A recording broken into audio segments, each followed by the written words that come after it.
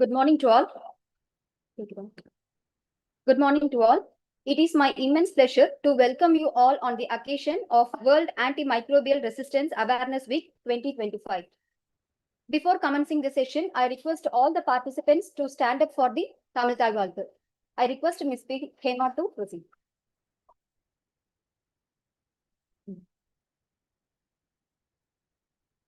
நீராறும் கடலொடுத்த நிலமடந்தை கிளிரொழுகும் சீராறும் வதனம் என திகழ் பரத கண்டமிழில் தெக்கணமும் மதிசிறந்த திராவிடனல் திருநாடும் தக்க சிறு பிறனுதலும் தரித்தனரும் திழகமுமே அத்திலக வாசனை போல் அனைத்துலகும் இன்பமுற எத்திசையும் புகழ் மணக்க இருந்த பெரும் தமிழனங்கே தமிழனங்கே உன் சீரிழமை திறம்பியந்து செயல் மறந்து வாழ்த்துதுமே வாழ்த்துதுமே வாழ்த்துதுமே. Thank you. Now I cordially invite Professor V. Ramasamy Sir, Associate Professor, Tamil Nadu State Council for Science and Technology, to deliver welcome address. Sir, please.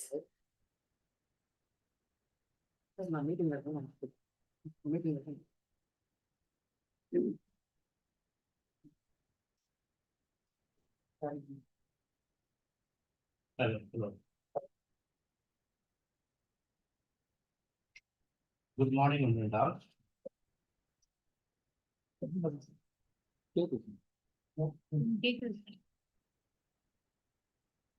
On behalf of Tamil Nadu State Council for Science and Technology, it is my pleasant duty to welcome the gatherings for the Antimicrobial Resistance Awareness Week 2025. I have great pleasure in welcoming our chief guest, Dr. E. Therani Rajan Sir, Additional Director of Medical Education, Directorate of Medical Education Research and Medical Research and Education, Government of Tamil Nadu. Therani Rajan requires no introduction. He is such a tall figure in public health service, working for the benefit of our state. He has a unique combination of expertise in medicine, excellence in administration, visionary leadership in public health. As the Dean of Rajiv Gandhi Government General Hospital, during the critical years of COVID 2019 pandemic, Dr. Therani Rajan provided excellent leadership to tackle the public health menace arising due to COVID virus. He has been recognized with various awards for his service to our society, particularly by the Council, Tamil Nadu State Council for Science and Technology. Tamil Nadu Scientist Award by the Council in Medical Sciences for the year 2022. Apart from the award from the Council, Sir is bestowed with many other awards. I'll just mention few here. Best Doctor Award, TN Government 2014-15. Best Administrator Award, TN Medical Council 2021 and 22. Best Performance Award by the Chief Minister during the year 2023. Lifetime Achievement Award 2017 by Pearl Foundation. TN Kidney Research Foundation Award during the year 2021. Best Performance in Transplantation and Cadaver Harvesting 2024. So it is only fitting that such an eminent scientist and administrator is among us today to share his views on antimicrobial resistance and the concept of One Health. I welcome you, sir, on behalf of the Council and on my own. It is my privilege to welcome our respected Member Secretary, though sir is not here, Professor Dr. Vincent, our Member Secretary, is away. He is at New Delhi now, attending a Niti Aayog meeting. So we remember him, who has been championing the cause of developing and spreading science and technology in our state through various activities of the Council. Unfortunately, our Member Secretary could not attend this meeting as he had to attend an urgent meeting at New Delhi conducted by Niti Aayog. However, under his guidance and leadership, we are organizing this event as we have been successfully doing many schemes for the development of our state. I welcome the participants from various educational and research institutions who are present here to witness this program and who will be taking the important message of spreading the awareness on AMR. I sincerely welcome the people from press and media who have graced this occasion and will be taking information regarding the importance of AMR awareness and its necessity in the present day circumstances. I welcome our colleagues, Dr. B. Sendil Kumar, who will be giving about the program address, and Dr. Sangeeta, who will be proposing vote of thanks. I welcome all the fellow officers and other staff. I welcome one and all. Thank you. Thank you, sir. It's time to honor our chief guest. Now I request Professor V. Ramasamy, sir, Associate Professor, to honor our guest with a shawl and memento.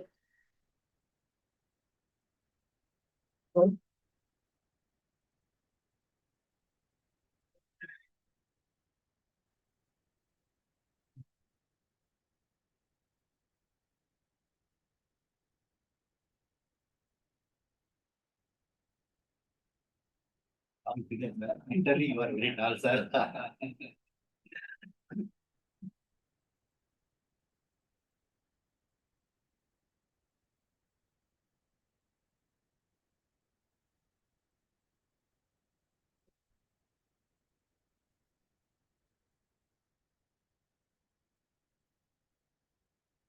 Very fond of பையன் Thiruvalluvar.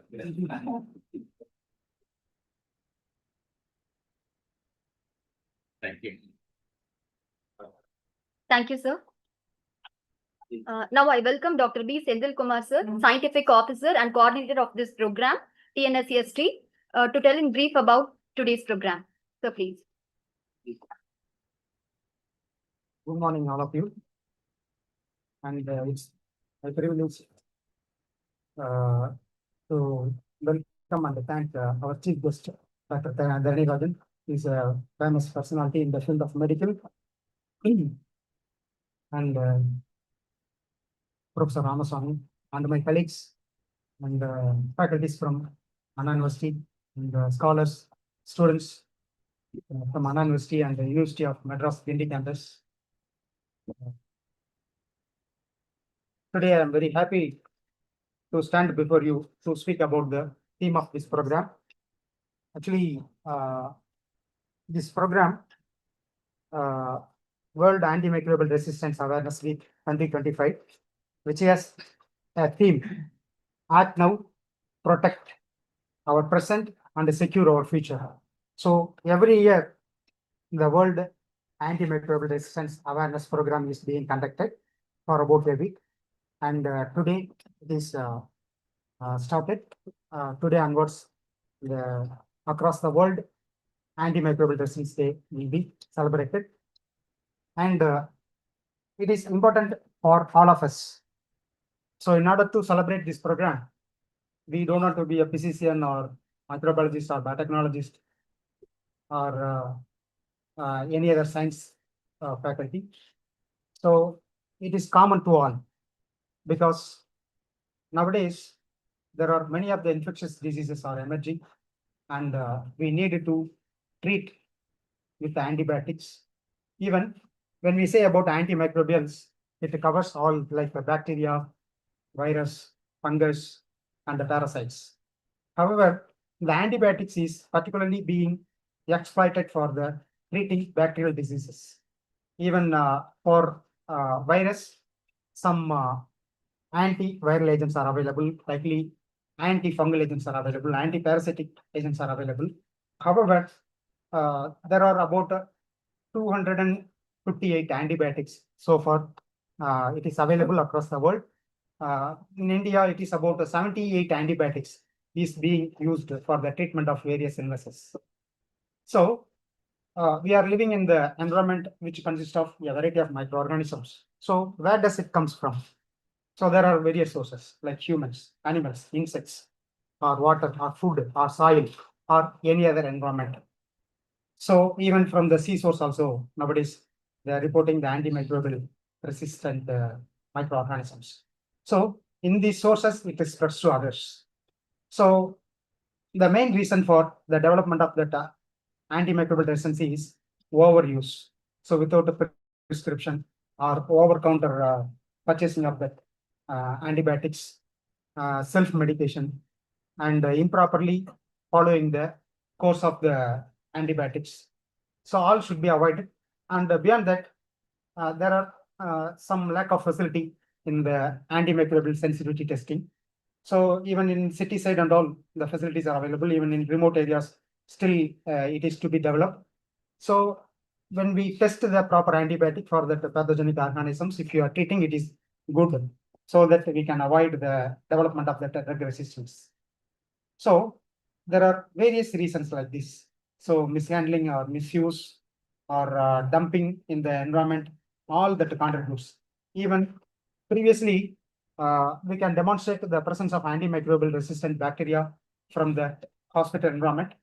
And nowadays, it may be reported from the soil also, and aquatic source also, it has been reported. Even the agriculture products, like even animals, even chicks, from these also, they are reporting the antimicrobial resistant strains. So these are all not advisable, and also it is dangerous for our future. So therefore, everyone, we should take care while handling that antibiotic and its usage. And in this program, through this program, we can create awareness. We have to educate others. Even poor, maybe the fellow citizen of our country, all should know about the usage and also what do's and what undo's. So then we can avoid the antimicrobial resistance. If the resistance is increasing more and more, then it is difficult. Even an Lancet article that reports in 2015, more than 20 million people may be suffering, and maybe even die also due to that antimicrobial resistance infections. So it is invisible, and even many of the times the negligence is the responsible. So if one person doing that, means likely it will be replicating, and it causing the development of the multi-drug resistant. Even one term is there, pan drug resistance. If the organisms develops pan drug resistance, no antibiotics will cure it. So likely there are limited number of antibiotics, and it should be properly used. Even in 1928, the Alexander Fleming, who discovered the penicillin antibiotics, that saves many lives in those days, and particularly during the World War II, using that penicillin antibiotic, it saved many people's life. So after that, the discovery of the antibiotic is being reduced. So however, it is possible we can go for alternatives, even drug-based or synthetic peptide-based drugs we can develop to cure that microbial illnesses. In addition to that, even vaccination also possible for many of the diseases, and for some of the diseases it may not be possible. And the development of that vaccine is particularly prime importance, so that we can prevent the infection. So if there is a vaccine for a particular disease, we can avoid that prevalence of that particular disease also. Even for example, our country is declared as a polio-free country by WHO. So no incidents have been reported. So if there is no incidence of the poliomyelitis for about 3 years, WHO, they will declare the country is polio from country. Even we should aware, if you are traveling to some countries, suppose some disease is prevalent or endemic, means it is required to take the proper vaccination if possible. Otherwise, we should be very careful. Otherwise, we will acquire the illnesses. For example, in some African countries, even meningitis caused by Neisseria meningitis is prevalent. So if you are visiting, you may acquire. So then you have to take the meningitis vaccine before entering into the country. So that is safe for us. So altogether, actually, the antimicrobial resistance is not a specific country problem, it is the global problem. So many are working, or many are making the policies, many stakeholders are there. So altogether, we can join hands in order to prevent the antimicrobial resistance. It is mainly can be achieved through that hygienic practices. So it is lack in our country. Even every day I witnessed even people they will cough, they will spill the sputum or any litters, or they will spit in the public places. These are all nuisances. In generally, even after Corona, it is very difficult. Even people start to use using mask, so that will prevent that spreading of the organism. Even for the drug resistant development, it is not only to be a pathogen. Even the normal microorganisms also can develop. Even in our body present with 10 to the power of 14 prokaryotic organisms, especially the bacteria. So it is greater than our number of cells. Even those are normally present. So their presence is essential for us, for the normal health. So without the normal microorganisms, we can't survive. However, they don't cause any disease. So if it is acquires the drug resistance, if suppose if the normal microorganisms acquires the drug resistance, even when the patient encounter with the pathogen, there is a possible to spread the drug resistance from normal bacteria to pathogenic bacteria. So it is very difficult. It will leave the situation very pathetic. So we should aware all those things. So this program, through this program, we can understand what are the do's and what are the undo's. Even our guest will deliver the lecture on this elaborately. So I thank our member secretary for giving the acceptance to organize this program, and also within the short period of time this program is being organized, and even it is going live stream also through YouTube. So I appreciate the participants in the offline and as well as in the online for their enthusiastic participation. Thank you, one and all present here. Thank you. Thank you, sir. Now I request Professor V. Ramaswamy.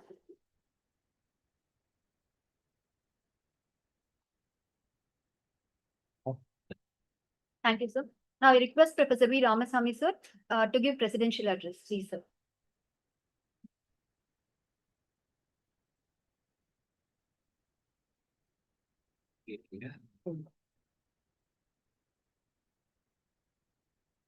Once again, I stand before you. Since our fellow member secretary is away on official duty at Delhi, sir was very much fond of this program, and then he was so enthusiastic to receive and interact with the chief guest, such an eminent personality, and he requested me to share his brief address of this gathering. So I'm just reading out.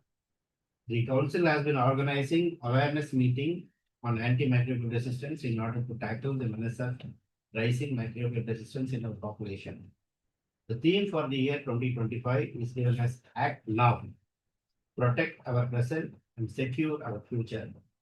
The global campaign is to promote best practices and encourage responsible use of antimicrobials among the public health, healthcare professionals, and also policymakers.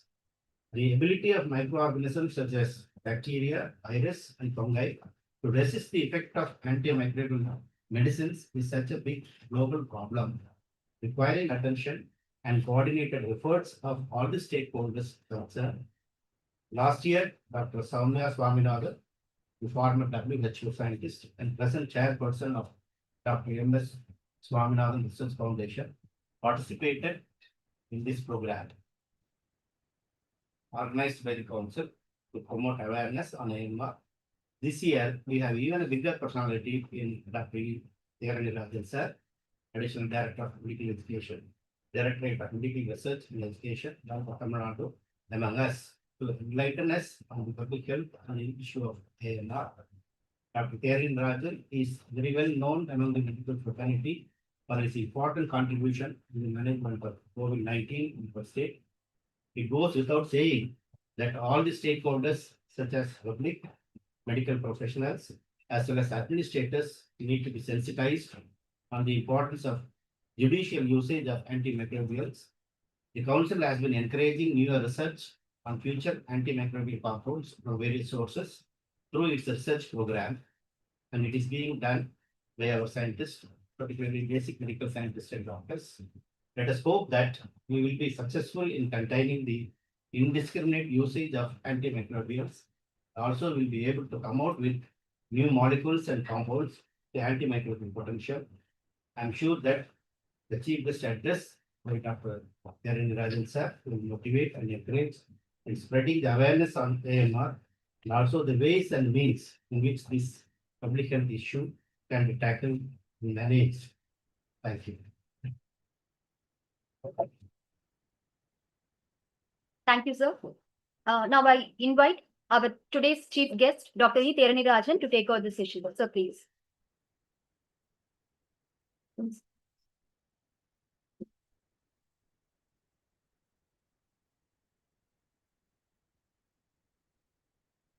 Morning, all of you. Good morning.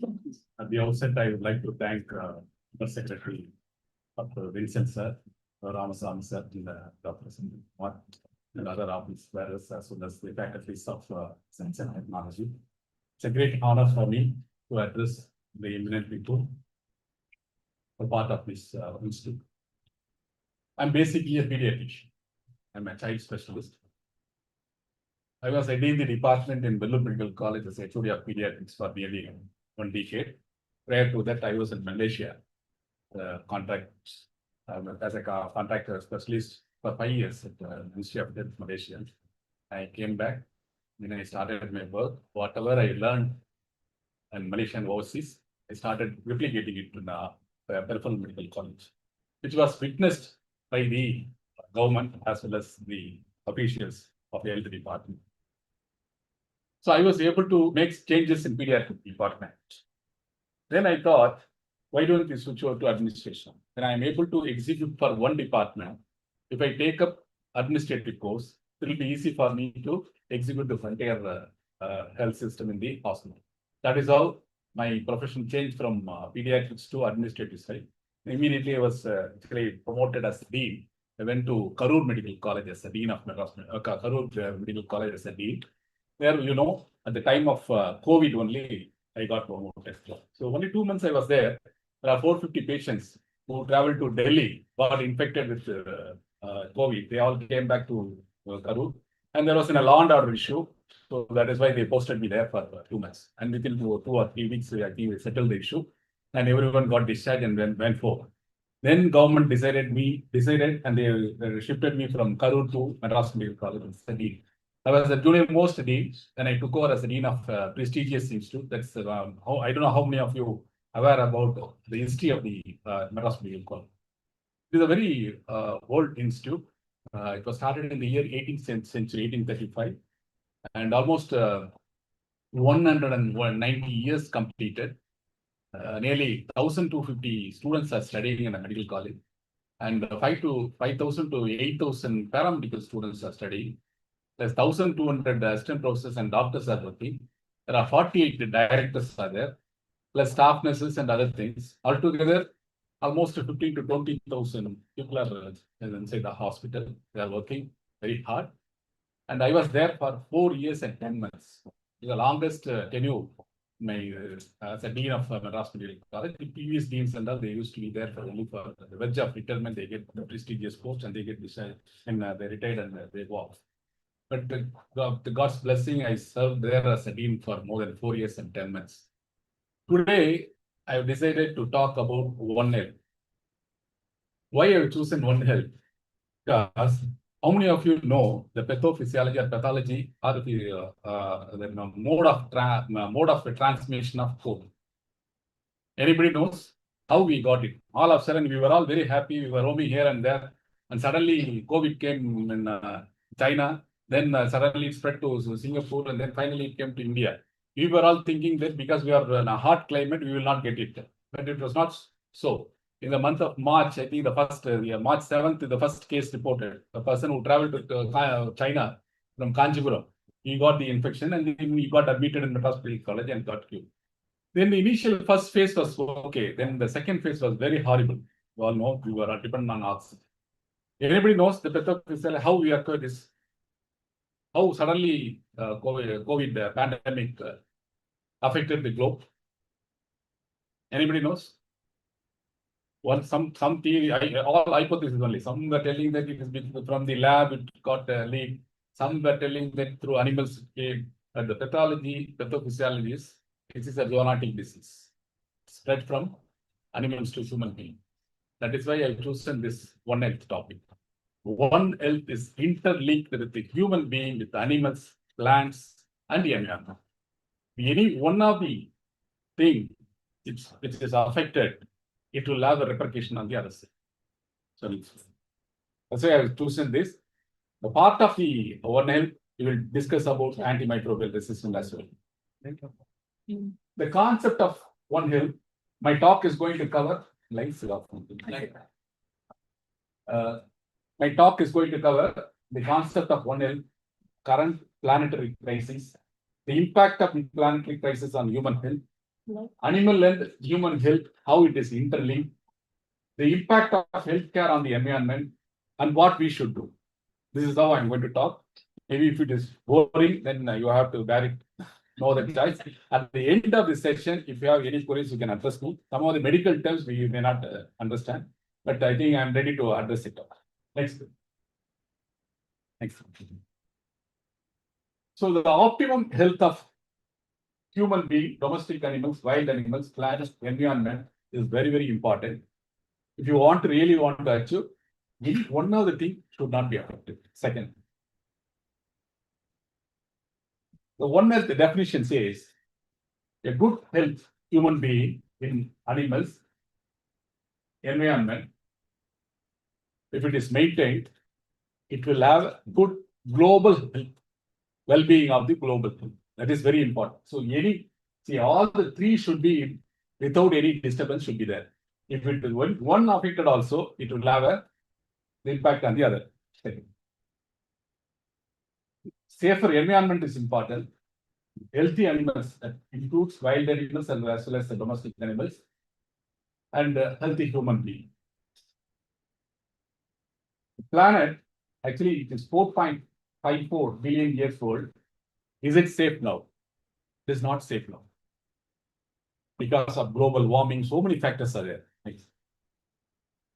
The planetary crises are triple planetary crisis. One is climate change, air pollution, biodiversity loss. Biodiversity loss, species, microorganisms, plants, animals, everything we lost. So the ratio is not maintained. As long as you maintain the ratio, the system will not get affected. Next. Global warming. 18th century itself, they say that planet Earth temperature has increased 1 degree Celsius. Then onwards, the global warming is still continuing. What are all the effects, impact on the society as well as the environment?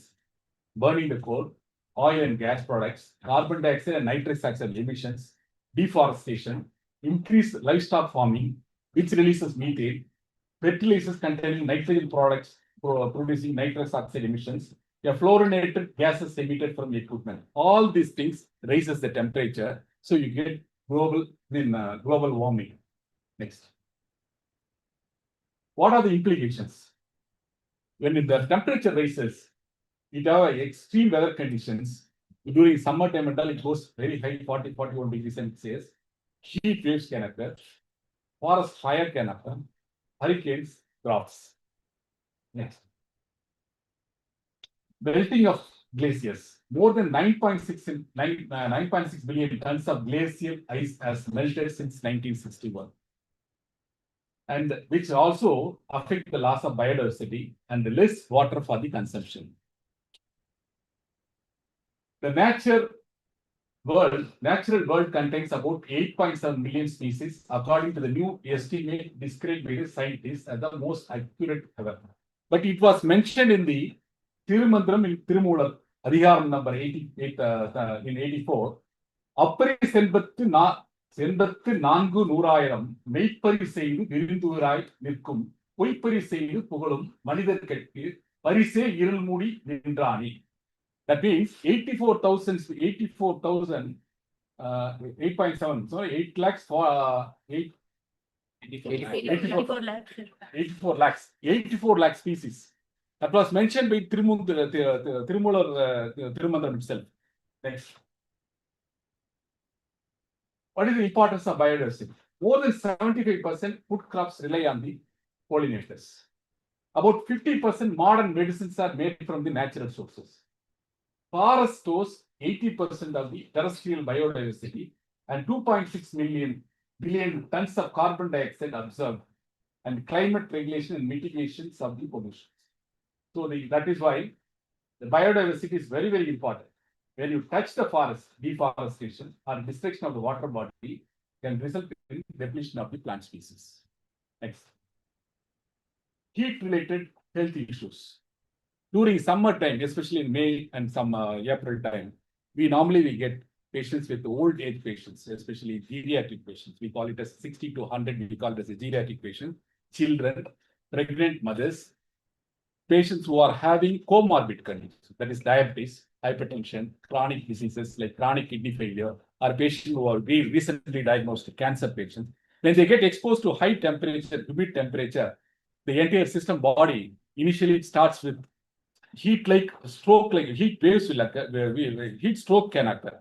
Heat stroke is nothing but sudden deterioration in the level of consciousness. Patient will lose the consciousness. And even they throw fits, can present with multi-organ failure, kidney failure, heart failure, and then they can have a respiratory problem. All those things we have witnessed during the summer time. It's all because of the climate change. So heat hyperplasia is a medical emergency. In 2000 to 2019, approximately 489,000 heat-related deaths occurred each year, with 45% occurred in Asia and 36% in Europe. That was published in an international journal. I quote that I am quoting it. Next. So medical emergency, when the temperature goes above 104, confusion, fits, coma, and death, immediately we have to push the patient to the cooler place and bring down the body temperature. You can even take a bath immediately, spray with cool water. That's all emergency thing which you have to do it during the time of heat stroke. Because many times you get confused and then they land up in a neuro department as a encephalitis like picture, or they can get admitted in a cardiac department. So these are symptoms and signs normally we anticipate during this period, and then first we exclude this, then only we refer the patient to the consent card. Next. So I already told diabetes, heart disease patient, mental illness, increased risk for accident, transmission of some infections. These are all because of during the time of heat stroke, they are prone for it. Heat stress nephropathy. When a patient or a human being exposed to heat, what will happen? It is chronic exposure to high temperature can lead on to kidney failure. Especially it is seen in agricultural, laborers, construction workers. Even last year, we had 3 patients from construction laborers. They went to job in the early morning hours, around 11 o'clock. They were found unconscious. Immediately, they were brought to Rajiv Gandhi Hospital. We diagnosed heat stroke because the temperature we measured was more than 104. It was a delirious state. Then we started giving IV fluids and other things, routine management, become all right. Even though it was diagnosed in the crucial period, but complications were there. So we have to be very careful during the time, especially older children. That's why we advise that children or older patients, the geriatric patients, should not move out of house from morning 10 or 11 o'clock to 3 o'clock. After 3 only they can go. And even wearing the clothes like the cotton clothes is very important. And the full clothes are advisable for the children. And taking plenty of fluids during this time is very, very important. Kidney requires water. Unless you take adequate fluids, most of the time the problem starts. Hot, humid climate throughout the year. Next. So air pollution is another important problem, which normally we don't recognize it without knowingly or unknowingly. We inhale it, and especially patients who are actually regular inhalers for the asthma and COPD, they are actually at risk of exposure to the polluted air. So it happens because of the combustion of coal, oil, gas, and vehicle emissions, home cooking, animal livestock, which releases methane, construction activities, mining, waste burning, smoking, all those things. According to WHO says, 99% of the global population breathe unsafe air. So that is one of the important problems which we have to address next.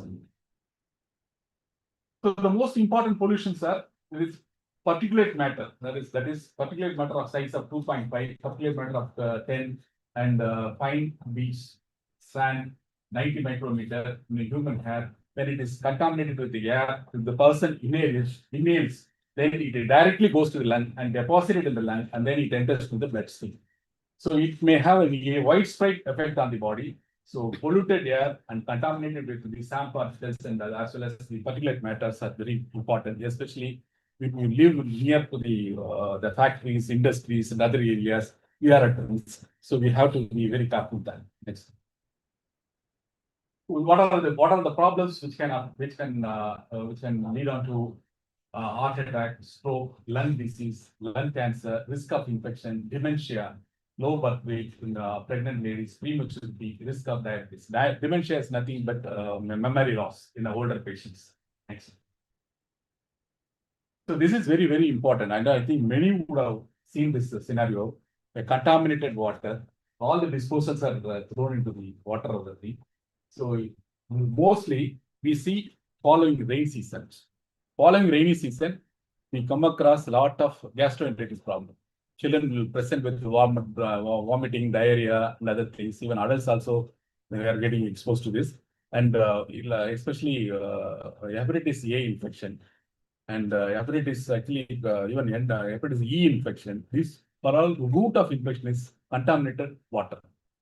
Fecal contaminated water source is the main reason. So during the time of summer season, winter season, following a rainy season, we always advise hand hygiene, ask them to drink hot water, and then avoid taking food in the street food. That's very important. Eateries should be avoided. At the same time, vaccination is advisable for hepatitis A and cholera also. I mean diarrhea also. There is a vaccine available for the pediatric age group. And when you take some, and what is the pathophysiology? Why human being affected when they are exposed to this kind of air pollution and heat stroke, global warming, and other things? The main thing is sedentary lifestyle. Some of them, adolescents and the younger age group, they take drugs, smoking, and poor nutrition, infection. And environmental risk factors are global warming, greenhouse emission, pollution, deforestation, loss of biodiversity, industrial farming. All these things can lead on to NRF2 depletion. The cells, if it is depleted, inflammatory process will continue, and that can lead on to earlier aging and a loss of gut biodiversity. You need gut flora. That is very important. So when there is a loss of gut flora, the infection can easily set in and then can present with the diarrhea and other things. And oxidative stress, mitochondrial dysfunction.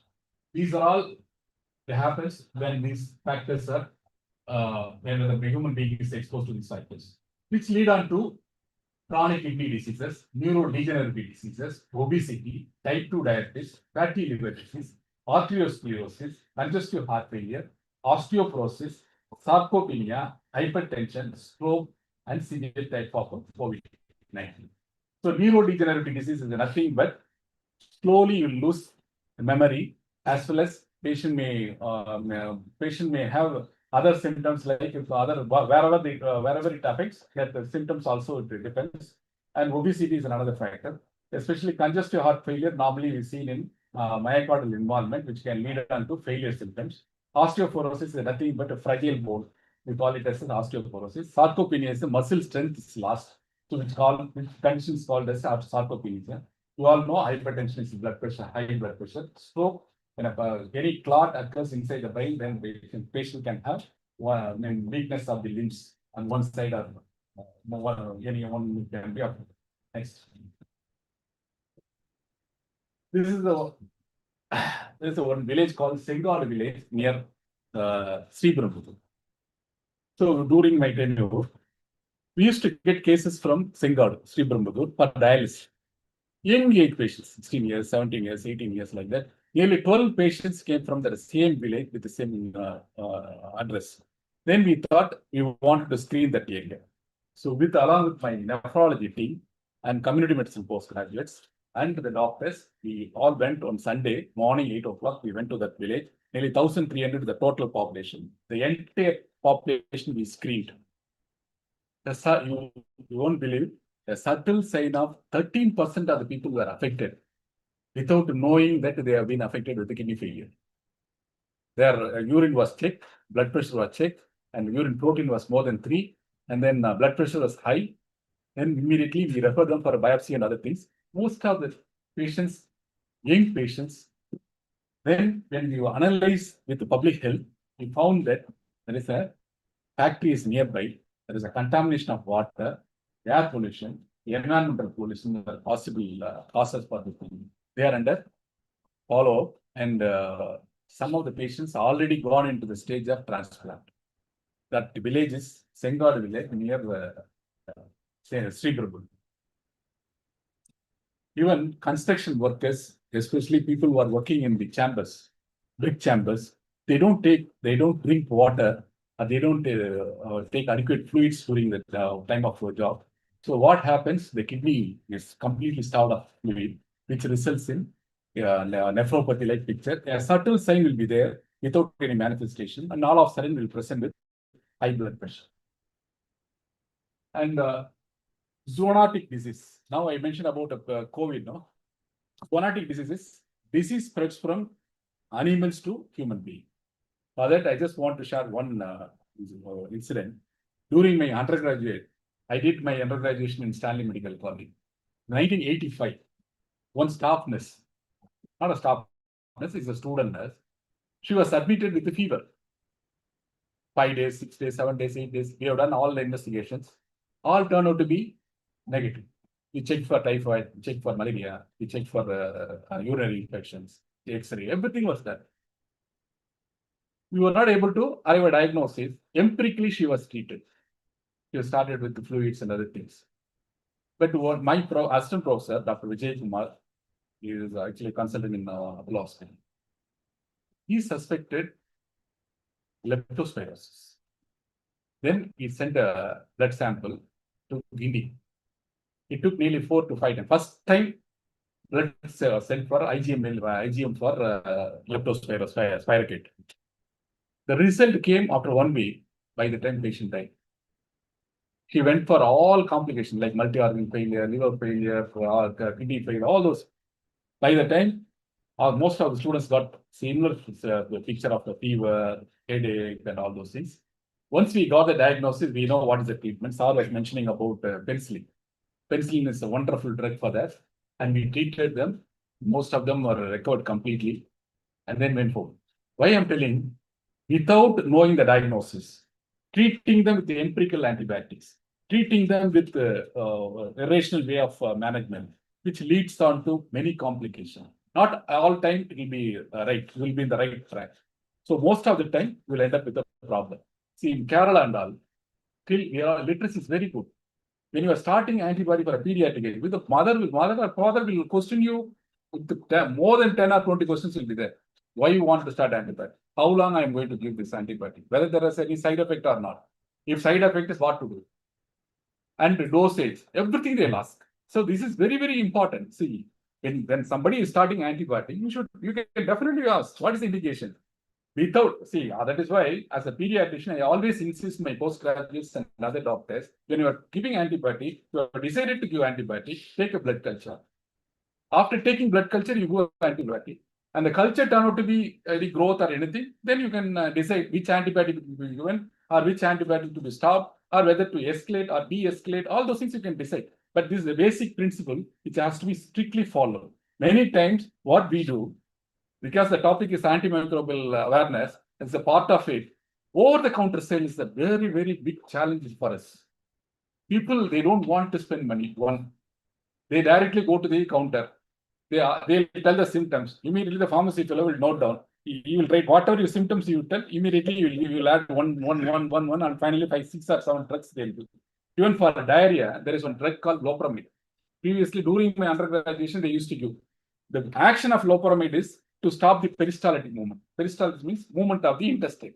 So temporarily, the diarrhea will stop. So parents will be happy. But what side effect you will get?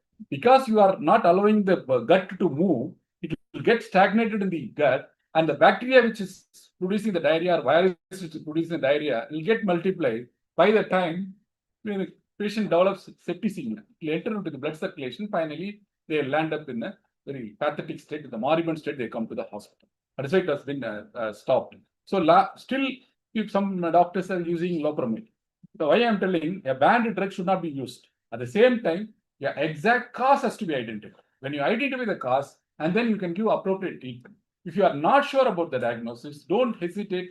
Get a second opinion and you try to be in the right track. So that's how you can help them.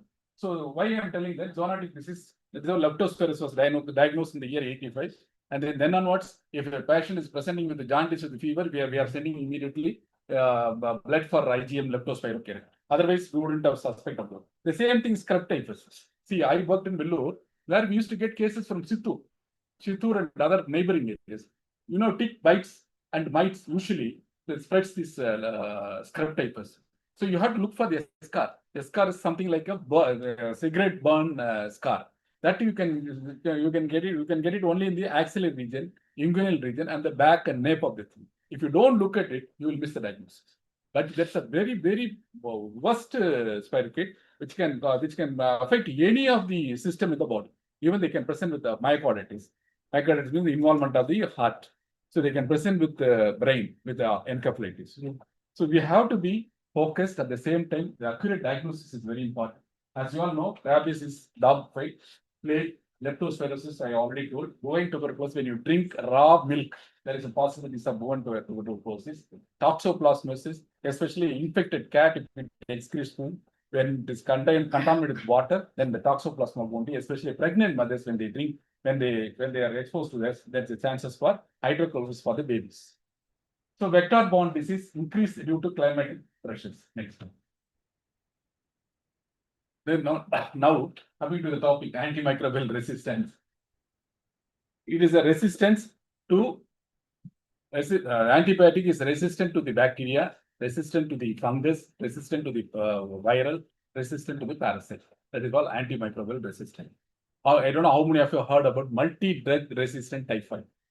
Initially, we used to give chloramphenicol. Then they started another drug. So all finally what happened? A plasmid mediated multi-drug resistant typhoid. So fever will not subside even after giving antibiotics. Then they identified this as plasmid mediated. Once if you give various type of antibiotics irrationally, there is a possibilities of that kind of a resistant occurs. So injurious use of antibiotics, I think I already mentioned about it. Emergence of resistant bacterial side. Injurious use of antibiotics in food, given they are using it for food producing animals, can contribute to the AMR in the humans. Thanks. It leads to treatment failure. It increases the hospital stay and also economic loss. See, without knowing the diagnosis, staying in the hospital after spending 35 lakhs, if patient dies, just imagine this, the family circumstances. You have to pay money. At the same time, patient has not recovered and you are taking only body. So that is why we have to be very clear in managing these patients, especially older age group, as well as pediatric age group, pregnant ladies.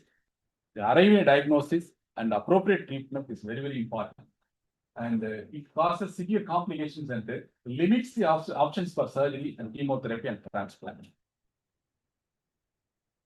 So the mechanism is intrinsic factors of the bacteria, especially gram-negative bacteria, which is outer membrane can cause. Why antimicrobial resistant occurs? It is because of all these factors.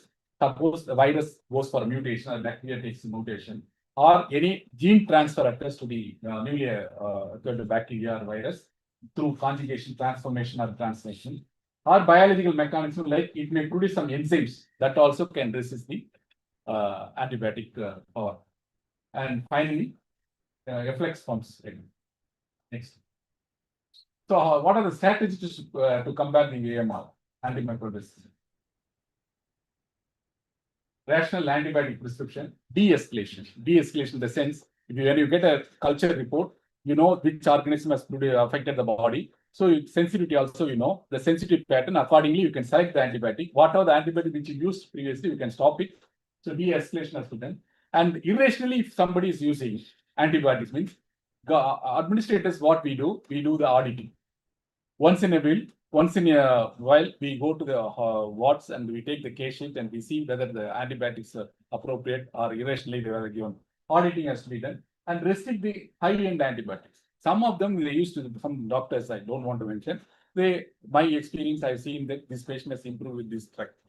In my experience, I've seen that the DAVC was managed with the factor 7. No experience. All those things. Scientific evidence must be there when you are starting antibiotic or when you are starting any fluid center. So infection prevention, hand hygiene is very, very, very important. That has to be spread, and this awareness has to be created. So hand hygiene, the 6 steps of hand hygiene must be completely followed. Sterile technique and vaccination. Wherever vaccination is advisable, and then that has to be taken. Sir was mentioning about the meningococcal vaccine. When you are visiting UK, you need to take ACY, the meningococcal vaccine is a must, mandatory. So when you are visiting to foreign countries, they pre-request this, they'll check your vaccination card, whether you have taken the hepatitis B or not. When I went for a training in the UK, before that, they checked my hepatitis B, C, HIV, everything was checked.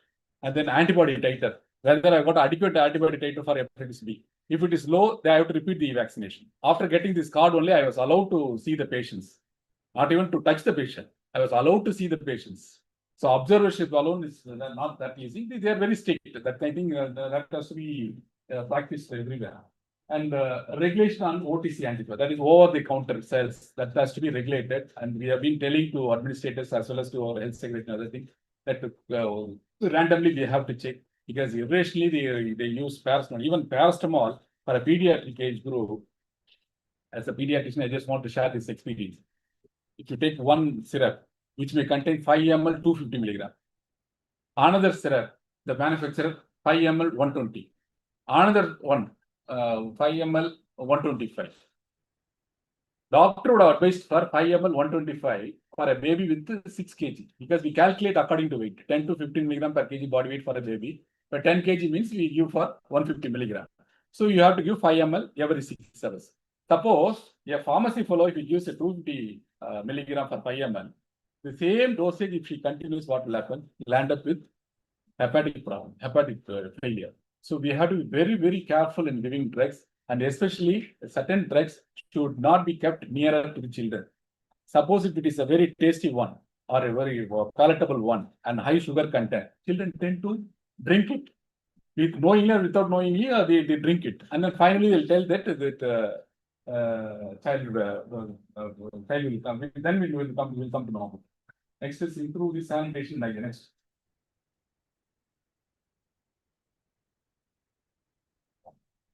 Antibiotic resistance, how it spreads. Antibiotics are given to patients, which can result in drug-resistant bacteria developing in the gut. Patient attends the hospital or clinic. The drug-resistant bacteria spreads to other patients through poor hygiene and unclean facilities. So drug-resistant bacteria spreads to the general public, and the resistant bacteria reaches the human through food or environment, through water and soil and other things.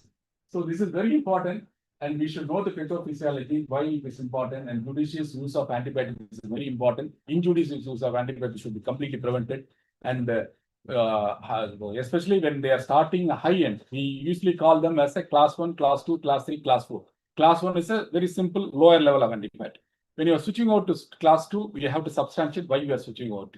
And 3 and 4, we normally use it for a patient who is in a very sick condition, unconscious patient, or encephalitis-like presentation, or meningitis-like presentation, where we use the higher antibiotic, because we want to save the patient, where we don't want to take the risk.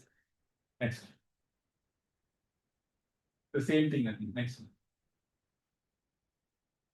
So COVID virus, a natural reservoirs of bats, birds, and small animals. Accidental entry into human. There is hypothesis that is consumption of birds and animals or accidental escape from the lab. So this is Rajiv Gandhi Hospital, Tower Block 3, where this entire block was converted into COVID specific, designated COVID ward for during the pandemic. We created 2,050 beds, out of which 600 ICU beds, 1,522 oxygen beds, 88,283 patients we treated, out of which 96% recovered, 4.8% had died. 4.8 may be a smaller number, but when you convert it into numbers, almost 6,000 patients died during the pandemic. But we were successful during the pandemic compared to developed countries. Why? Developed countries where they trained only one nurse per one ICU patient. one doctor for 3 patients. Whereas our training is entirely different. See, if I worked in a primary health center, people will come and ask for IV fluids. I usually, because the stand only, we will have 1 or 2 stands, IV stands.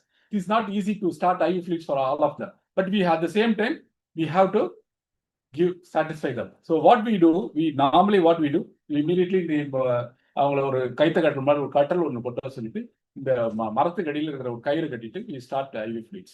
So 4 or 10 people will get IV fluids at the same time. So they all will be happy. So we need to satisfy them. At the same time, the training also is very important, how to tackle the mass casualty when they come in a larger quantity, larger en mass, how we do tackle this. All those things are very, very important. So 2,050 beds were there and 88,000 patients. Almost 3 times a day I used to make rounds in the COVID time. Even though I am a diabetic patient, hypertension, with all the risks, I had to move to all the wards. Because if you don't go there, the moral support won't be there for the patients. Only when you see them, they feel happy. Sir, vanditingla. Even former vice chancellor was admitted in my ward. One day I didn't go to her room. But she was tracking me and she was calling me here and there. And then finally I went to her. Then she said only one word. "Nee vandu paathutu pona, I feel happy." So that is very, very important. The moral support and then the requirement is very, very, at the time of the COVID pandemic, that only helped us. Even with the Hopkins University, the United States of America, we put an MOU and we presented through virtual mode. We presented our experience with them. They were actually astonished with the by way of work, how we were able to manage this. Because the system is entirely different. They were not able to manage ICU patients. They had only limited number of resources. Deaths were very high in the developed countries. Whereas in our developing countries, in our India and other places, we were successfully able to do. Next. He is the patient. He was there with us for more than 100 days. That is why I took this picture. With all my team, I am the center one, seeing me with the PPE kit, wearing PPE kit. After wearing the PPE kit, you can't go to the restroom. Nearly 6 hours. 6 hours. You will be drenching like anything. By the time you come out of the COVID ward, you will be drenched and you will be dehydrated, and all sort of things will be there. And you are not very sure, no, whether you occur again. 3 times I had COVID infection. During the time also I had, post-COVID, recently also I had COVID infection. Why I'm telling that? Because I was exposed to repeated exposure to the patients, my immunity was good. So I didn't develop complications. So I just had fever and myalgia. I took some paracetamol and become all right. And very next day I started my rounds. So that is how we went. Along with my team, we were all the nurses and paramedical workers. Everyone did a fantastic job. It's something like a war against the virus, which we won. And this is the scenario during the time of pandemic. Almost 35 to 40, no place. The ambulance were parked in front of RGGH. Even the news also came in the Tandi news. There is no place to get admitted in the government hospital. Be careful because you have to be, you'll be in trouble if you get infected. So the same day, Honorable Chief Minister called me in the overnight and he asked me, then the very next day, there should not be even a single ambulance in front of the hospital. I don't know what you do. So what we did, immediately, the same floor, 7th floor, we created with the 5-liter oxygenator, we created 240 beds, and whichever patient comes to our hospital, immediately they were all taken to 7th floor. All were given beds, and then after that we did a triage. Even in the ambulance also with the doctors and nurses, we did a triage. Because infected person without any complication, you are sitting in one of the ambulance. Another person who is very sick, he requests immediate attention. He is sitting in the 11th ambulance. So what we did, we started from first ambulance to last ambulance. We checked the patients. Whoever needed emergency care immediately was shifted to the ward. And the people who can tolerate or can wait for a few hours were asked to stay in the thing. And then slowly they moved. So many strategies we adopted. So this strategy set all I shared with the US University, Hopkins University. They were all stunned. So some patients, what happened, when they went to toilet, suddenly they collapsed and died. Then we found that it's called walking hypoxia. The oxygen level will be low, but still patient will be fine. He'll be going to the restroom. After straining, suddenly become collapse and death. So what we did, we put on big oxygen cylinder in front of the restroom. Before going to restroom, you take some oxygen, your saturation will go up, and then you go to the toilet, and then coming back, again you take oxygen, and then after you come to the water. That system we adopted. Again, sugar went very low during the early morning hours. For that, we put on special team. to check the sugar level and then to update in the WhatsApp group. Whoever is having a low level immediately were attended by the doctors. So like that, we adopted many strategies. One is again people without attenders. No one was accompanied the patient, old patients, cancer patients, neglected patients. Private hospitals are not keen to treat those people. So those patients and all, we only treated in the COVID time. And God's grace, our success rate was good because of the teamwork. I cannot take the credit. The entire team did a fantastic job during the time of COVID. Because of that, only we overcome this pandemic episode. It's all happened because spread from animal to human being. That is why I took this One Health topic is I think relevant to you all. Next. So in every aspect of modern medicine adds carbon footprint, travel of patients to medical centers, medical waste, tremendous amounts of water and electricity consumption, fluorinated gas emission from medical instruments. Next.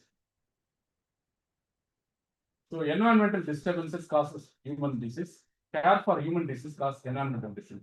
That is why all developed countries and all what they say, you have to limit going to hospitals because once you go to hospital, transport is there, emissions, gas emission. By the time you reach hospital, then again they prescribe some medicines, and then after that the wastage, medical exposure to so many things. So to avoid that, teleconsultation being introduced during the time of COVID pandemic.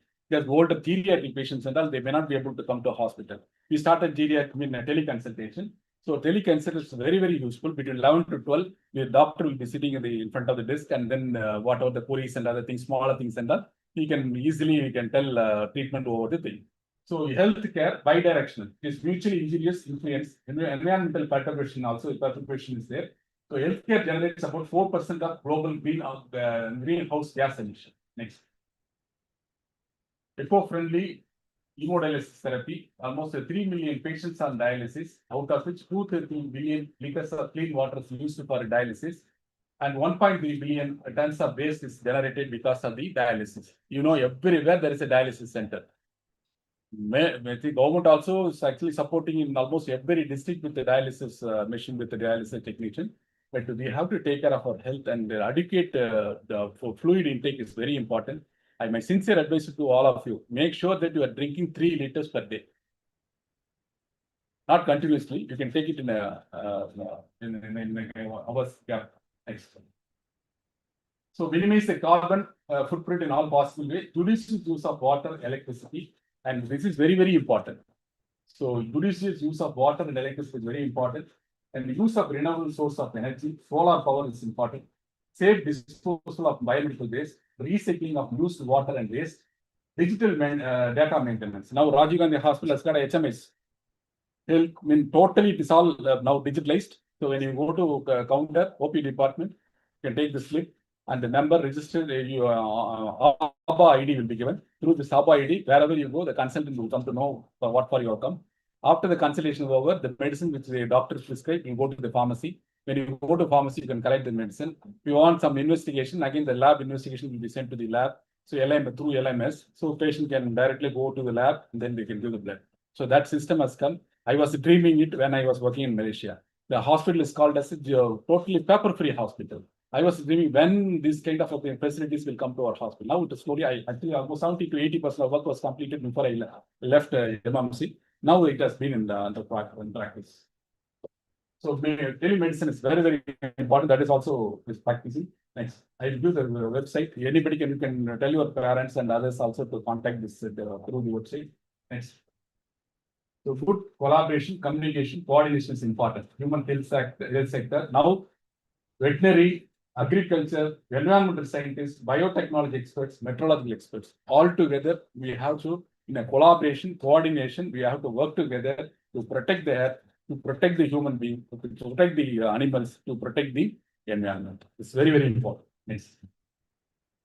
So in the Madras Medical College, during my tell you what I did, I started a eco club for the students week, awareness and sensitization meeting for the students, and especially for the antibiotic awareness week and all, we used to sensitize the doctors, PGs and others to it.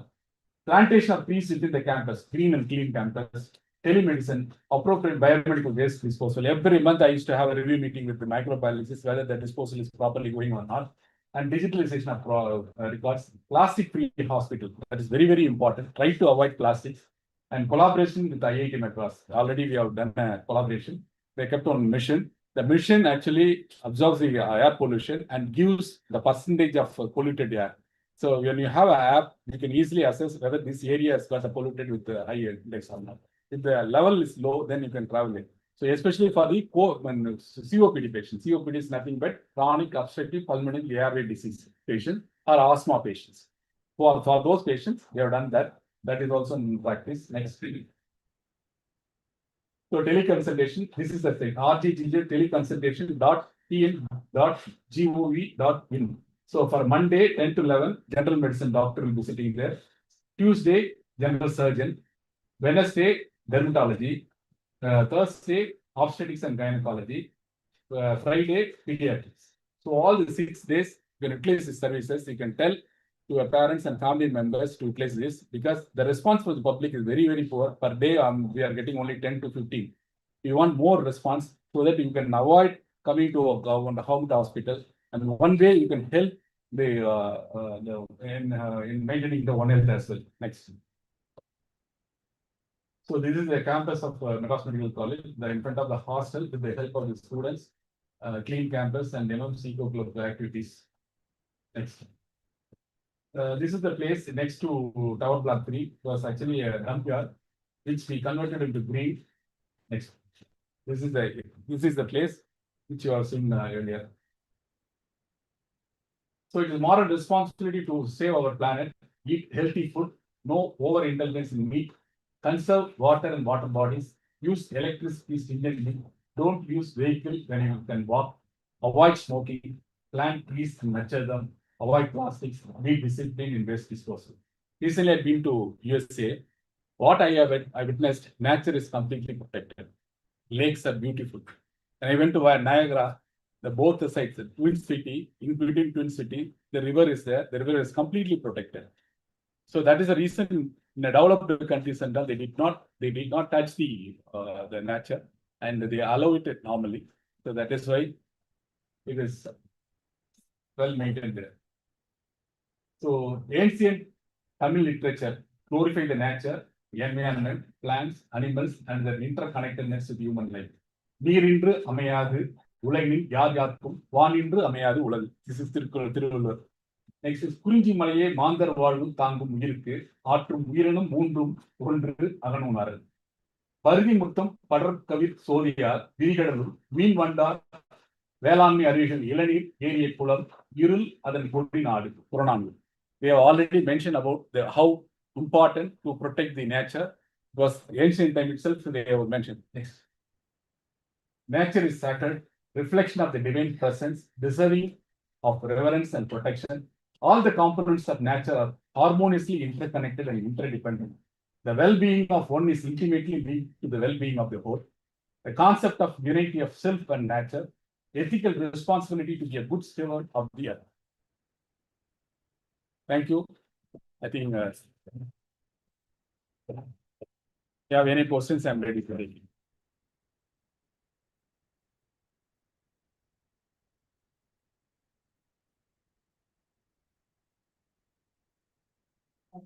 I would like to really congratulate you to such a wonderful talk and the doctor talking about the science behind the holistic approach is really, really appreciated. Thanks for the opportunity given to me to address you all. And very, very informative. And I have a couple of questions. Yes. This regarding the leptospira infection and the way you had put it, like the early diagnosis is so important to prescribe medication. And that is only the need of fear is coming from the doctor's perspective is very, very good to hear. And in the early diagnosis, we are also missing out on the molecular diagnosis part because, for example, if you culture spirocate, it takes 14 days to, and only after that you identify whether it's a spirocate and leptospira or not, and then prescribe medication. And if after COVID, like molecular diagnosis coming will make. But the IgM actually, IgM leptospirocate within 3 days, now we are getting. Earlier, the first time it was actually delayed. So, but there is an area, it's a gray area is genetics, Yeah. And that has to be developed in our countries. That is one difference between the developed countries and our countries. That I have to accept. So actually, we are working on it. We are working on it. And also, the effects from the mechanisms in antimicrobial resistance. Any drug if you give, which is going to pump it out, the bacteria have an active effects from. That also can be a part of our diagnosis panel. When you look for antibiotic resistance, those kind of things should be implied in the early diagnosis for proper study. Actually, we have come out with guidelines, madam, from direct date. We have come out with the guidelines. What antibiotics should be started for a respiratory infection? What is the first line of antibiotic? What is the second line of antibiotic? What is the third line of antibiotic? And the same way, we classify them into 4 things: above diaphragm, below diaphragm, and then bones, then skin and other areas or central nervous system. These are 4 areas. Accordingly, we have to start antibiotics. Above diaphragm, we normally give ampicillin, amoxicillin, and other group of drugs and macrolides. And below diaphragm, normally we give third generation cephalosporin group of drugs. And the soft tissue and the bones and the things, we normally give cephalexin group of drugs. And the CNS infection, we go for the meropenem in tenum group of drugs. So this is the teaching which I normally tell the postgraduates and the undergraduates to follow. Irrationally giving a third generation antibiotic to our lungs and giving these drugs to our gut, that is not appropriate. And most of the time, what happens, maybe a professional, I don't know how to put it in that professional thing, they think that if you don't give antibiotic, this patient will go to another doctor. So they want even patients also, they insist for antibiotic. Sir, doctor, doctor, school. That is very, very important. No? That's why I always insist, when a child is sick, please don't send the child to school. Easily they can spread to other kids also. So, and I also tell the teachers, first thing is after taking attendance, you look the children. Have a complete observation of all the children. Any child is sick, you need to send them back them to a book. That's very important. So even chicken pox and other things also, subtle signs will be there. They hide the things and then they spread the thing. And I think awareness has to be created. Good that the WHO has come out that good thing that the antibiotic awareness week celebration from 18th to 24, and each and every medical college as well as the course college also. I think this message has to spread globally. Then definitely we can. Thanks, Dr. Yes, yes, sir. Excellent lecture, sir.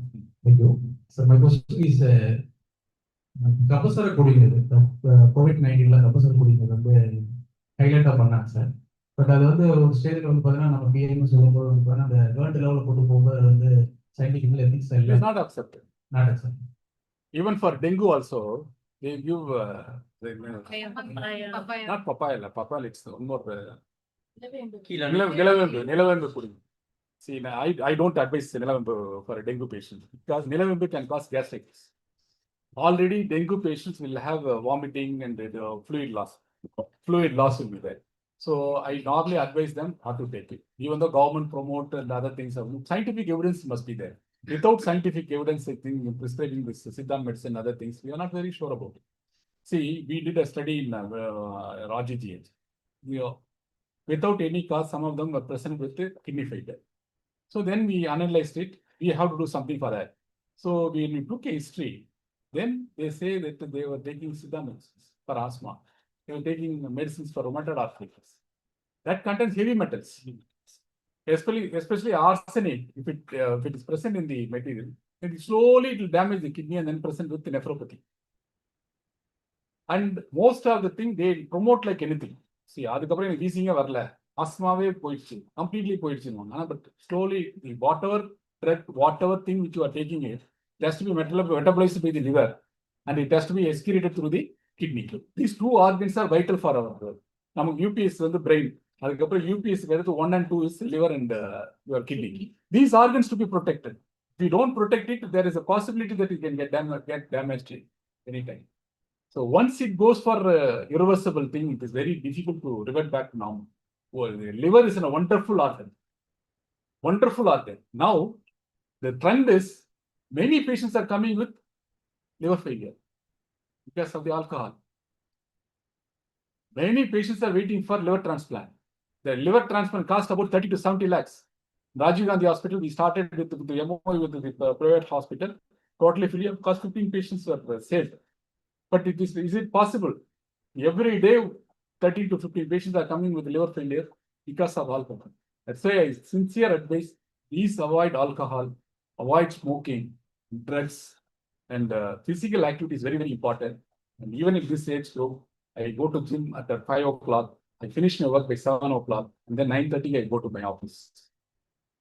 That is very important, even though I'm having multiple issues like diabetes, hypertension, cholesterol, all those things are there. But physical activity is very, very important. That will produce endorphins and then keep you on a high spirit. Again, I have a small confusion. Actually, nowadays the local drug is isolated from the plant animals. Many drugs is isolated from the plant animals. Glucose and other things. There are alkaloid, some other inflammatory compounds. There are many compounds is isolated from plants. But there are many drugs is in isolated nature. Yes. Then why it is a controversy from allopathy to Ayurvedic? No. See, I don't want to get into this argument. Actually, allopathy, we got the scientific evidences. Yes. Even if I want to start one drug for a disease, COVID is new to the world. No one knows which drug to be given. One in USA, they were telling that we were using ivermectin and doxycycline, other thing. In another country, they were telling that some other drug we are using. Then what we did, we didn't follow any of the things. With this eminent specialist, medicine, intensivist, anesthetists, we all sat and then we discussed. Then we analyzed what are all the problems the patient is facing. Lung is affected. So oxygen is important. Nobody can deny it.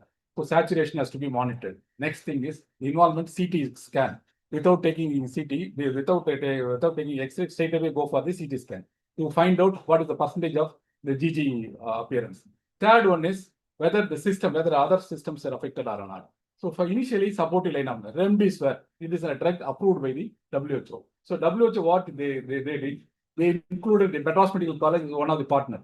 We have done a study, and then finally we proved that remdesivir is useless. People who are standing in the street for getting remdesivir. I don't know how many of you know about it. Then we stopped that. Plasma therapy, another one. Plasma was given for the COVID patients. Again, that study was done at the Madras Medical College. Then we proved that it is not good for the COVID patient. That message we conveyed to the WHO. They stopped it. So it is only scientific evidence. With the scientific evidence only we can treat. Even though plant and other sources are there, but without adulteration, if you're taking it, then it is safe.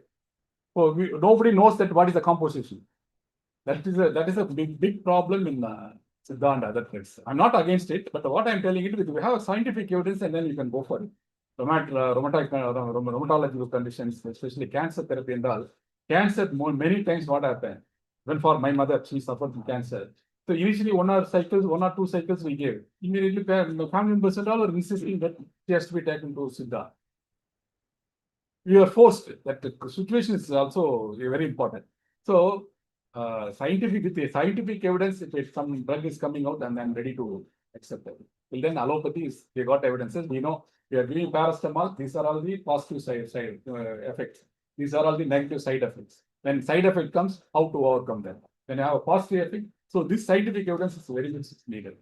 My last question is so for nowadays YouTube, Facebook, இதெல்லாம் வந்து பாத்தீங்கன்னா நிறைய trend ஆயிட்டு இருக்கு. ஒவ்வொரு doctors வந்து பாத்தீங்கன்னா சொல்றது பார்க்கும்போது நாம வந்து பாத்தீங்கன்னா அதை கரெக்டா எடுத்துக்கலாமா? அதுல ஆயுர்வேதிக் டாக்டர் சொல்லுவாங்க. Even for deliveries, just imagine some of them are conducting home delivery by watching YouTube. Yes, that is totally wrong. There's no scientific evidence. Suddenly postpartum hemorrhage, then brought to hospital, by mother died. That maternal death and all is completely scrutinized. Many times it happens. So please don't, without any scientific evidence, Google alone, please don't follow that. Sir இப்போ நான் கண்கூடாவே பார்த்தேன் sir. அதை full follow பண்ணி இப்போ பாடி ஃபுல்லாக வந்து பார்த்தீங்கன்னா அவரோட ஸ்டெபிலைஸ் பண்ண முடியல. அது இப்போ நான் நிறைய இடங்கள் அது பயங்கரமாக க்ரோத் ஆகிட்டே இருக்கு, அதிகமாகிட்டே இருக்கு. To curtail that also, government is taking various steps. Then they come out, some resistance are there, so we are not able to put it as a policy thing.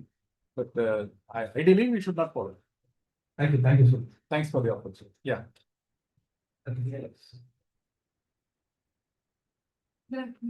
Sir, actually, you said you did IIT technique during pandemic. So what was your initial diagnosis between green and red tag patients? Red, actually red, yellow, and green. So red is emergency, that is 0 to 15 minutes. Without any delay, patient should be admitted. Admitted, and treatment should have been started. Second, yellow is 1 to 2 hours. You can still wait, but you can start treatment. And green is without any warning signs, without any problem. Only COVID is positive. So they are waiting. No, those patients can be discharged as outpatient. You can have a follow-up. So red patients, now also in the Thai project, actually, I don't know how many of you know about it. Thai is the Tamil Nadu Accident Emergency Initiative. It was the first of its kind. The entire nation started by Tamil Nadu government. Now all the 36 medical college, they have this Thai center. When the patient comes inside, first thing is triaging will be done by the doctors. So once the patient is very sick, immediately he will be pushed to the red zone. And the second zone is yellow zone. The yellow zone where patient doctors will attend, and then in the start IV fluids and other things, they get opinion and all those things.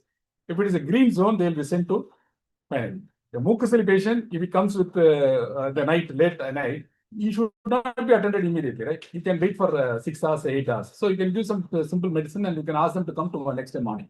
So that is the concept behind it. Overseas and all foreign countries and all, they strictly follow this emergency triage.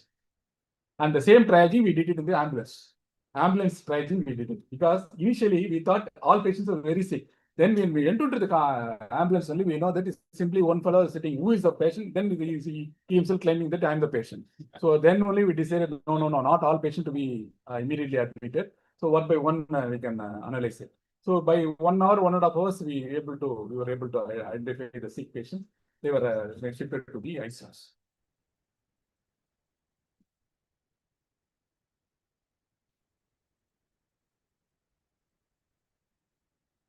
Thanks, sir. Thank you for enlightening your wonderful class. So you are talking about antibiotic being used for this bacteria, but nowadays what we see is antibiotic resistant bacteria has been coming up, right? So what are the reasons? Because of too much of dosage, or is it because of weight or not proper waste management? That's my only question. And the second one is, for such reasons where there is antibiotic resistant bacteria, these natural source can be a good option, right? Natural source or natural products being used as a drugs for these antibiotic resistant bacteria, this can be an option, right? The thing is, when a patient is developing a resistant type of bacteria or virus, by the time patient will be very sick. They will not be normal patients. Like when we call it as a antibiotic resistant AMR, resistant microbial. I already enumerated the factors why they go for the resistance. One is the outer membrane. Second one is mutation, gene transfer, and the enzyme products. These 3 factors only causes the resistance to the antibiotic. Reason being, injurious use of antibiotic. You just like that, you start one day and then you stop it next day. Second one is inappropriate antibiotic. That organism will not act up to the antibiotic. That antibiotic you are using and then you are just starting it. Like that, if you start it, it can cause the resistance in the bacteria or in the virus or in the parasite or in the fungus. That is how the resistance goes. That is why I gave an example, typhoid, how the plasmic mediated resistance developed over a period. Initially, it was a simple antibiotics that were responding to typhoid. Even amoxicillin was responding. The chloramphenicol was responding. And then they started with the third of norfloxacin and other drugs and all. Finally, what happened? None of the drugs were active. Then we have to switch over to third generation cephalosporin. After that, the study proved that it is because of plasmic mediated resistance causing the multiple. Even typhoid TB also same. Now we are TB. Now the drug resistant TB is a very, very dangerous thing. So the problem is you give treatment for 6 months. You 4 drugs for 2 months and 2 drugs for 4 months. They take for some time. They feel that they are happy. They are completely recovered. They stop it. They don't continue. They don't complete the course of the therapy, which results in resistant type of TB. Automatically, the bacteria, what happens? The tuberculosis bacteria immediately goes for these stages, and then it shows resistant to the routine TB drugs. We have to move to the newer drugs like third generation and the tuberculosis drugs. That is how it goes. Complaints should be strictly adhered, and we have to tell them the route and mode of administration of antibiotics should be strictly given. and the duration to be completed completely. For example, for giving antibiotic 5 days, means they have to give 5 days. Simply, they cannot stop it within 24 to 48 hours. So the duration, mode of spread, dosage, and then the appropriate antibiotic and the completion of the course. Thank you. Thanks for the wonderful opportunity. Have a great time.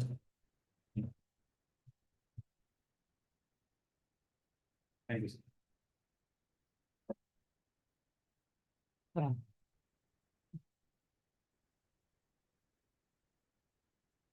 Have any pediatric doubts? I'm allowed to answer. Sir, I have one question, sir. Sir, the question is about vaccine, sir. Sir, the doctor recently advised to vaccinate human papillomavirus vaccine against cancer for children. So what may be your concern about it, sir? The now government has come out with the vaccination for the HPV vaccine for the adolescent actually 10 to 14 years. Yes, sir. It's going to be rolled out very soon. Okay. Because the incidence of CSRH is very high. In a developed countries and all, they are giving this papillomavirus vaccine. There is a incident happened in Hyderabad. So that is why there was some backlog whether to initiate or not. Then the studies have proved that definitely this vaccine, 2 doses vaccine with the 6 months interval definitely prevents CSRH contaminations. Okay. It is advisable to take Sir, it. It is advisable. okay, sir. Yes, thank you so much, sir. So thank you for your insightful information on AMR as well as One Health. And really, through the participants, especially student communities, both in offline and online, it will reach the community, to the society about the AMR. Thank you so much for your valuable information and your presence, sir. So now I welcome Dr. S. Sangeeta ma'am to propose vote of thanks. Good afternoon to all. It's my great honor and privilege to deliver a vote of thanks on behalf of Tamil Nadu State Council for Science and Technology. At the outset, I would like to extend my sincere gratitude to our respected member secretary, sir, Dr. S. Vincent, for his visionary leadership, continuous encouragement, and guidance in organizing this program. Although he could not join us today due to some important commitment, his support and inspiration have been instrumental in making this event a success. First and foremost, it is our privilege to extend our heartfelt thanks to our esteemed chief guest, Dr. E. Therani Rajan, sir, Additional Director of Medical Education, Directorate of Medical Education and Research, Government of Tamil Nadu, for gracing the occasion with his esteemed presence. Sir, we are deeply grateful that you took time from your busy schedule to be with us. Your insightful address has enriched our understanding and empowered every participant with valuable knowledge on the topic the One Health. Also, I thank you for sharing the various strategies adapted to handling the patients during COVID. Thank you, sir. I also sincerely thank Professor V. Ramaswamy, sir, Associate Professor, for his warm and thoughtful welcome address that set the tone for today's program. My sincere appreciation and gratitude to the coordinator, Dr. B. Senthilkumar, sir, Scientific Officer, for his unwavering commitment, dedication, and meticulous effort in successfully organizing this program. A great thanks to all the students, research scholars, faculty members from various institutions for your active engagement. Your participation is truly the driving force behind the success of this program. I also thank the Tirumati Innocent Divya ma'am for his kind enough to provide the necessary facilities for organizing this event. I would also like to place a record of appreciation to all the members of the council for their consistent support and cooperation. A special word of thanks to Dr. Muralidharan sir and Mr. Anand Babu sir and his team for his technical support and smooth live streaming arrangements and enabling wider outreach of this program. Once again, thank you all for your presence and support. Thank you all. Okay. Yes. Next one. We all stand up for the national anthem. जनगण मन अधिनायक जय हे भारत भाग्य विधाता पंजाब सिंध गुजरात मराठा द्राविड उत्कल गंगा विंध्य हिमाचल यमुना गंगा उच्चल जलति तरंगा तव शुभ नामे जागे तव शुभाशिषमागे गागे तव जय गाथा जनगण मंगलदायक जय हे भारत भाग्य विधाता जय हे जय हे जय हे जय जय जय जय हे. Thank you all. Students from Anna University and University of Madras, you can write your name and address along with the email ID and the phone number. Then we will send you the certificate. Okay, soft copy of the certificate. Yes, right.